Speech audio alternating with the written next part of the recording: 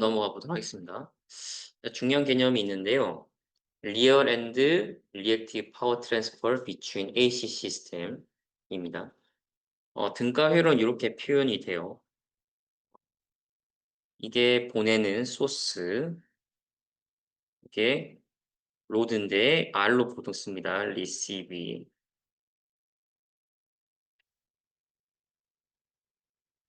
받고, 자, 그 사이에 라인 인덕턴스 또는 추가적으로 연결한 인덕턴스가 있을 거죠. 인덕턴스. 물론 저항 성분은 거의 무시할 만하다라고 해서 없앴습니다. 자, 이를 페이저 다이어그램으로 표현하면 이와 같이 됩니다. 수신부가 기준이기 때문에 이렇게 0도 위치에 있고요. 그리고 중간에 인덕턴스나 부하가 보통 인덕티브니까 전류는 분명 레깅이 되기 때문에 그 위상차를 우리는 파이라고 얘기를 할 수가 있습니다. 자, 그럼 거기서 전류를 곱하면 90도 위상초만큼 J텀이 있으니까 이렇게 될 겁니다.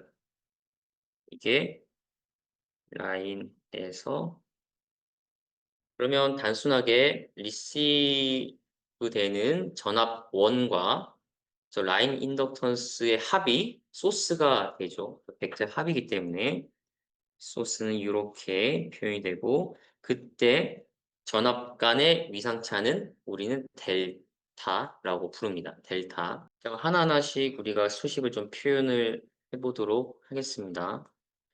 그럼 라인에 흐른 전류는 저항 성분 무시했다고 합니다. 피상전력, 수신부에서 받는 피상전력은 이렇게 되고요. VR conjugate 이렇게 되겠죠. 그럼 다시 좀 풀어보도록 하겠습니다. 수신부에서 받는 거고 VR에다가, 그리고 전류를 다시 표현하는데 전류를 위에 있는 거를 페이저로 표현하면 이렇게 표현이 되고, 그리고 이건 다시 풀면 이렇게 됩니다. 이제 요 vs 같은 경우는 오일러 공식에 의해서 사인 코사인으로 나눠질 수가 있겠죠. 그거를 다시 정리를 하면 이렇게 표현이 됩니다. 자, 그러면 요 녀석이 리얼 성분이니까 PR이고 요 녀석이 QR로 표현이 됩니다.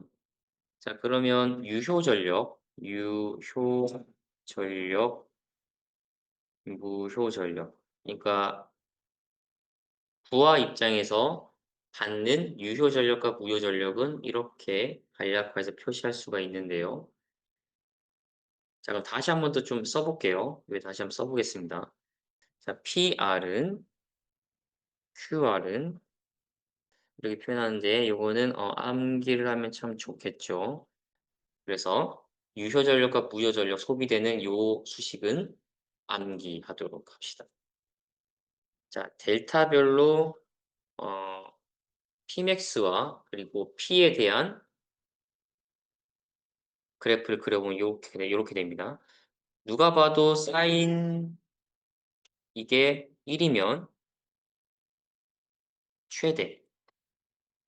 그러니까 이게 90도라는 거죠. 자, 그런데 우리 개통에서는 요 이상을 넘어가면 불안정해지는 포인트가 존재합니다. 그래서 개통에서는 전력 팩터로 가는 건데 전력 팩터가 0.85에서 0.95 사이에 있길 원하고, 이 뜻은 델타로 환산하면 약 15도에서 30도 수준입니다. 그 뜻은 뭐냐면 여기서부터 여기까지, 자, 요 선은 선형화라고 할 수가 있겠습니다. 자, 그러면 사인 델타는 거의 델타와 가깝다. 자, 그럼 다시 한번 더 리마인드를 해볼까요? 자, 유효전력이라는 거는 이렇게 표시했고, 누가 봐도 이 값은 대략 델타에 비례한다라고 얘기를 했었습니다. 그러니까 이거는 위상이죠, 위상. 유효 전력과 무효 전력 둘 다 지금 전압과 위상에 디펜던트 한 걸 알 수가 있습니다. 지금 델타의 범위가 요 사이에서만 구동하도록 전력 계통이 구성이 되어 있어요. 이건 안정도하고 연관이 있는데 그렇기 때문에 요거 같은 경우는 사실상 0.8에서 1.0 사이에 가깝겠죠. 거의 이렇게 가까울 겁니다. 작은 각도에서는 이제 기울기가 크게 변하지 않기 때문에 코사인 델타 값은, 반면에 사인 델타에서는 요 델타 값이 큰 기울기를 가지고 변화가 되잖아요. 그래서 유효 전력 입장에서는 이 위상에 굉장히 크게 변하고, 무효 전력은 전압의 값에 크게 변한다고 우리가 가정할 수가 있습니다. 선형화에 따라서 우리가 이렇게 표현할 수가 있습니다.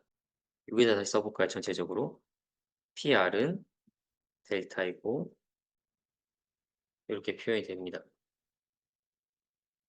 요거는 델타의 디펜던트, 요거는 V의 디펜던트하다라고 볼 수가. 그래서 전력공학은 이런 수식에 기반을 해서 전력 조류 제어 흐름에 적용합니다.